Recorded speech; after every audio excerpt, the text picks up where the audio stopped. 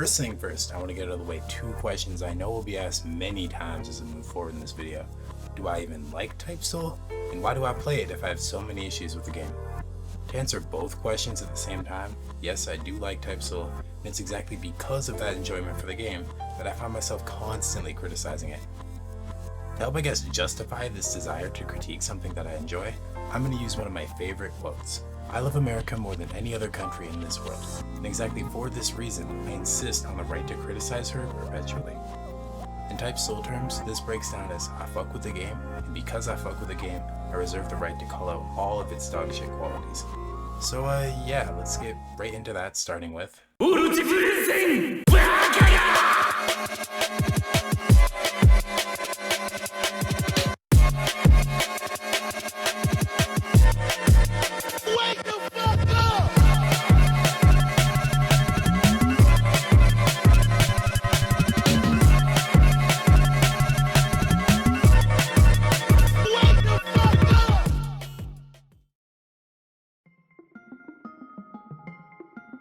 Hakuda, the thing that piqued my interest in making this video in the first place.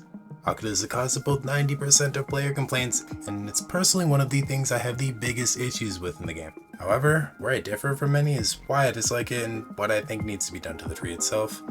Unlike most, I don't personally care to talk about whether I find it broken or dog-ass, but rather want to talk about the skill tree on a more fundamental level. I believe that fundamentally, Hakuda is flawed, and it's for one main reason. Consistency. To explain this a bit more, TypeSoul is just like its biggest peer Deepwoken. At its most fundamental, it is a block parry dodge game. Cool, we all play the game, we all know that much, so what's the issue? The issue is that Hakuda changes how the game is played fundamentally once engaged. To help, I guess, visualize this, if a kendo user gets me in a combo, I can dodge out, block non-guard breaks, or parry, maybe even swap the combo to my own. Same goes for speed, healing, and for the most part keto. If a Hakuda starts a combo, my dodge key, and for the most part my block key are now null.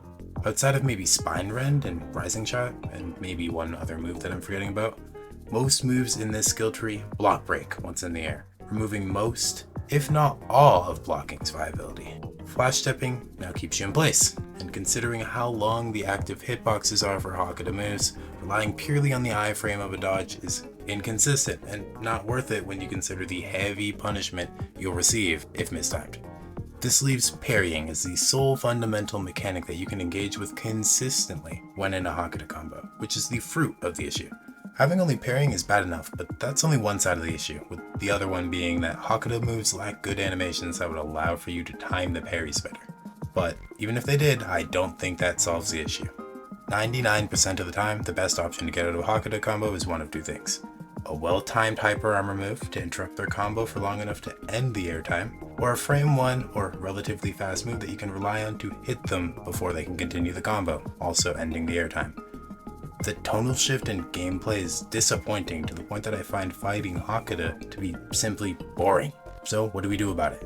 Well, it's simple, we rework it. No amount of nerfs, buffs, or tweaks will change how the skill tree works fundamentally. So in my eyes, and with the issues that I have with it, this is the only option left. To add salt into the wound, the devs have shown themselves completely capable to engage with moves that remove fundamental mechanics in fun ways, both within the same tree, by the way. Speed. Ghost Cleave and Stratus Strike are interesting, as both remove 2 fundamental mechanics, but end up feeling a lot more fun to use and fight against. Ghost Cleave removes the ability to dodge or block the move, instead forcing the player to time a parry. And this is further balanced by the fact that it can be feinted, both moving the parry window and allowing the player to block the move. Stratus Strike works similarly, but instead removes parry and block and forces the player to dodge. And with its massive range, sometimes you'll find yourself mid-flash step or on flash step cooldown unable to quickly dodge the move. Overall, Hakuda has us playing a completely different game from the rest of the skill trees, and I believe the only solution to this is a complete overhaul of the tree itself. On a separate note, if you think Hakuda is unfun to play as or against, just wait until you get to progression.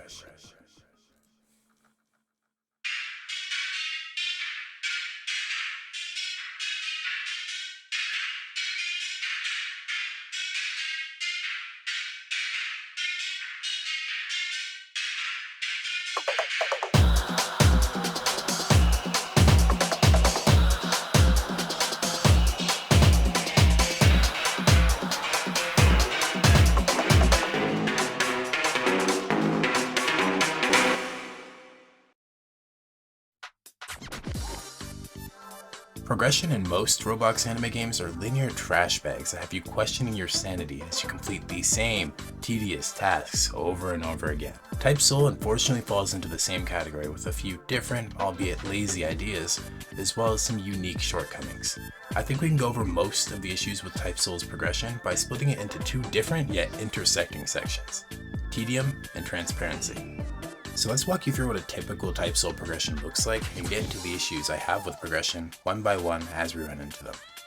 So you load in, pick your faction, and then spawn into your faction's dimension, ready to tackle the journey in front of you. Except what's in front of you is nothing. No indicators on where you should start your journey, no tutorial to show you the basics of leveling, nothing in the description that lets you know what you should be doing. You're simply given nothing to find your way, and this lack of transparency is something that will persist with varying levels throughout your entire playthrough. A quick side note though, I do understand that if you join the Discord server and then go through their sloppily made channels, you can find a Trello that has the information on how to progress, but that's stupid as fuck. If you have the time to gather the information needed to learn how to progress and then put it on a Trello, you should have the time to put that said information in the game. This solution is nothing but lazy incarnate, but whatever. Most give in and either find the Trello or watch a few videos showing you the basics of what you need to do. Unfortunately, what's ahead of you isn't exactly what I would call fun. TypeSoul's leveling works in grades, and from the lowest grade to semi-grade 1, you will be doing these same 1 to 2 things over and over and over again, mainly consisting of quest boards. Quest boards are TypeSoul's way of complying with the Roblox anime game's legal requirements to include copious amounts of bandit beating in their progression, and it's just as bad as its contemporaries. You make a party, click the quest board, and kill whatever spawns, over and over and over again. For the most part, this is all you'll be doing from the start to semi-grade 1, unless you're Soul Reaper. If you were a Soul Reaper, the quest board part still applies to you, but somewhere around grade 3-ish, you'll have to start doing quests for your division a few times each level as well. These quests are no less tedious than the quest board ones, and are just an added task to an already tedious progression for Soul Reapers. Also worth mentioning is the obtainment of Shikai, Partials, and Shrifts at grade 2. Each of these come with its own unique flavor of dull additions to its respective progression, with maybe the exception of arrancar, which is actually not that bad. Soul Reapers have to fight their Shikai to unlock the ability to use their Shikai. The Shikai NPC that you have to fight is held back by the lackluster AI that most times ends up being cheesed by running and critting. But outside of that, it's kind of enjoyable. The issue with the Shikai fight is how you get to the NPC. To get to the NPC, you have to meditate for 5 minutes, 3 separate times. While in this state of meditation, you're completely vulnerable to attacks. So if some jackass decides he's gonna fuck with you, you're gonna be restarting that entire segment all over again. Quincy's are the laziest out of the 3, and is also relatively straightforward. Kill 3 Soul Reapers, 3 Arrancars, and a few of each type of the hollow NPCs in the game respectively. This is far less offensive than the meditating, but equally boring. Finally, we have the partial res for Arrancars. I actually find myself enjoying this one a lot more in comparison. They have you talk to an orb, get an item from that orb, carry that item into a pit, through an obby, and interact with a magical black orb at the end of the obby that unlocks your partial res. Alright, we've gotten all of our factions Shikai equivalents, leveled to semi-grade 1. Surely this is where progression starts to pick up and be enjoyable, right? Unfortunately, this couldn't be further from the truth, as it's now back to the quest board spamming with one addition: opposing faction grips. My issues with opposing faction grips being a requirement comes from 2 places, with the first being that it feels tacked on. Nothing about your progression experience changes. You just now have an additional thing to do multiple times per level. The other comes from a lack of transparency rearing its face once again. To explain, the ability to check your current progress within your grade isn't available to the player through a menu, but rather hidden away at an NPC in Hakuda town, who tells you what you need, but not how many. This info should be readily apparent to the player at all times with the press of the button, but instead they felt the need to gatekeep this information for completely unknown reasons. This issue of transparency-based inconvenience is something that will be increasingly prevalent until progression is all the way done. Alright, we're almost done. We've done hundreds of quest boards, dozens of opposing faction grips, and now we've reached Elite Grid, the max level of the game. So what's there left to do? Bankai, Bolt Standing, and Full Res. These are each faction's final modes and are considered to be the ultimate powers within the game. Something so strong that it goes on a 30-minute cooldown once used. This time for sure, for something this powerful, we're going to be given a challenging yet rewarding task that, nope, more of the same.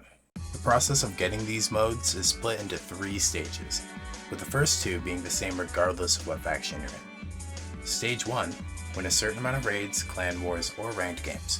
This stage comes with its own NPC that gives you vague updates on your progress.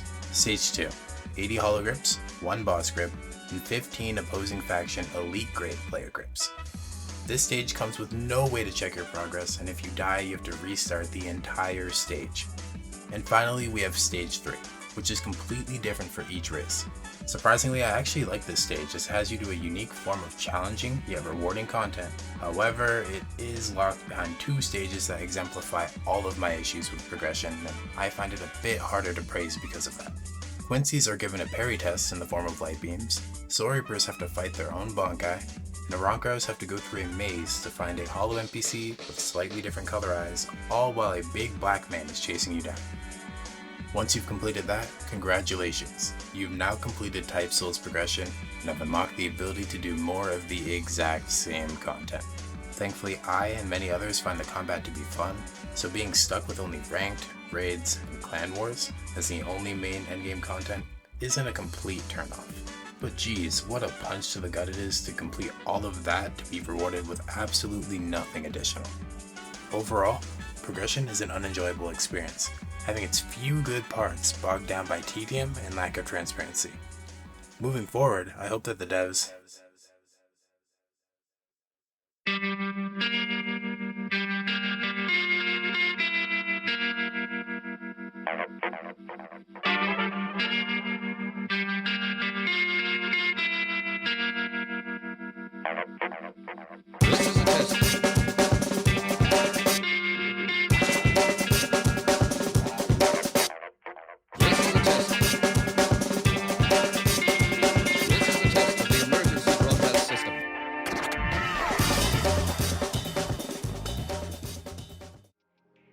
Before we get into this section, I want to make sure I'm clear as possible here, as the community tends to be fairly toxic towards the devs.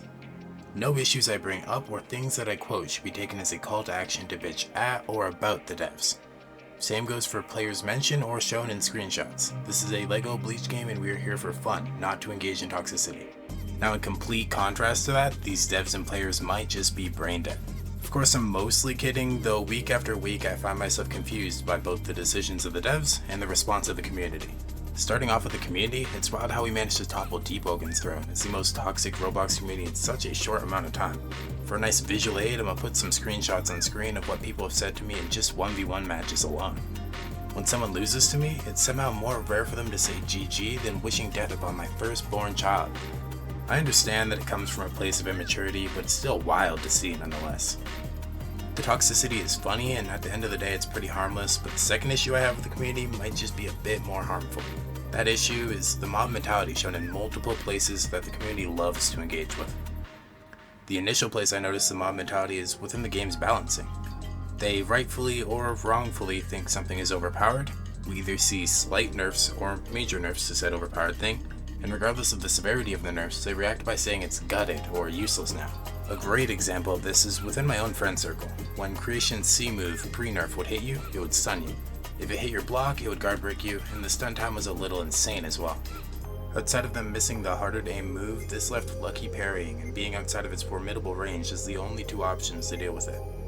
So tell me why when the nerf happened, I come home to see a DM saying, "Yo, they got a Creation, are you gonna swap? It's ass now." With a reaction like this, you would think that the C move, which was the bread and butter of Creation, was now borderline useless, right? Well, all that changed is that the ridiculously long stun time is now reasonable, and the move is now blockable. All that they did was add counterplay to a move that had barely any counterplay. This change overall left me feeling pretty good, as Creation was now in a state far closer to being truly balanced. However, the general consensus among the community was it was nerfed, so it's garbage. The second place I noticed this mentality was within the community's response to some of the dramas that had taken place recently. To paint a better picture for you, a guy named Balboa had a drama with one of the devs named Cedra, and before guilt or innocence had been proven, the community was already at arms sending death threats to the dev, without even knowing the totality of the situation. Some of these accusations levied against him were pretty serious and shouldn't be repeated without some sort of hard proof, but alas, the community didn't care. And to clarify, within these dramas I don't have a stance on whether or not one party is right or wrong, just that this was a good example to prove the point. Getting back to the staff here, I have my fair share of issues with them as well. None of my issues have anything to do with the devs themselves, but rather me failing to see the logic behind some of their horrible decisions. One of the issues that I found very early on into my playing experience is how they managed to handle in-game rules. When I first started the game, my friends pointed me towards videos in Trello for progression help, and the Discord for general info and some rules. So while I was in the Discord, I decided to read the rules, and they had an in-game section. Within both the rules channel and the mod FAQ, there were tons of reasonable and expected rules to be abided by, most just being common sense. However, then I ran into a few rules I found problems with. Things like carrying someone for more than 3 minutes is punishable, or using 2 essences isn't allowed, as well as move stacking will result in you being jailed or punished. These rules are all examples of rules that at surface value are reasonable, but when you think about it even a little bit critically, the issues start to appear left and right. I think the best way to explain this is an example. Let's say I'm a new player, or someone who isn't in the Discord, or maybe even someone who is in the Discord, but didn't feel the need to read through all of the out-of-game rules as it isn't a requirement to play the game. How am I supposed to know that I'm not allowed to hold someone for more than 3 minutes? There's no in-game feature stopping me, nothing in the game asking me to go read the rules on the Discord before playing. There is no reason for me to be expected to know that I'm breaking a rule. Sure, it's scummy to hold someone infinitely, and that for sure is a bad thing to have in the game, but it shouldn't be on me to be expected to know it's bannable, as I wasn't told to read any rules anywhere. And other than that, it's an action that I can do in-game with nothing holding me back. The same kind of logic can be applied to the other 2 rules I brought up. What if I got glitched and had 2 essences, and because I didn't read the entirety of an unrequired off-game channel, I didn't know it was against the rules? Or what if I used 2 moves at the same time, just assuming it was an intended mechanic, and then get beamed to jail because of the dev's lack of foresight? The TLDR for this rule stuff is that being punished for not studying an out-of-game, off-platform Discord in its multiple channels is just plain dumb, and it's something that I instantly got upset at. Another issue I have with the devs would be the content. First, I want to preface that these devs seem to be working their asses off to get out a lot of things weekly, and I wouldn't want to ever diminish their obvious efforts. In saying that though, I find issues with the state that they release content in, and what that said content ends up being. It feels like with every weekly update, something is either added in an unusable state, like it actually doesn't work, or more than that, it's added in an unbalanced state, where it's so bad it's not even going to change the meta in a tiny bit, or so good that it'll define the meta until balanced. Some examples of this are Arrogante Segunda, Light Segunda, Mother's Piety, Balance, Benihime, Boss Raids, Odachi, and that's just to name a few ones off memory. Finally, to end off this dev rant, I want to complain about something that's incredibly nitpicky but still bothers me. These dudes yap an announcement and update logs, channels that should be reserved for important in-game shit. The worst thing about all that is that they have a dedicated channel for staff yap, and they couldn't be fucked to do it there instead. All in all, the devs aren't that bad, and they seem to have crafted a fun yet infuriating game, with what seems like a crazy amount of potential in the future for improvement. And the community with all of its toxicity isn't all bad. I've had plenty of fun moments that came from just doing some random thing with some random dude that I just met randomly.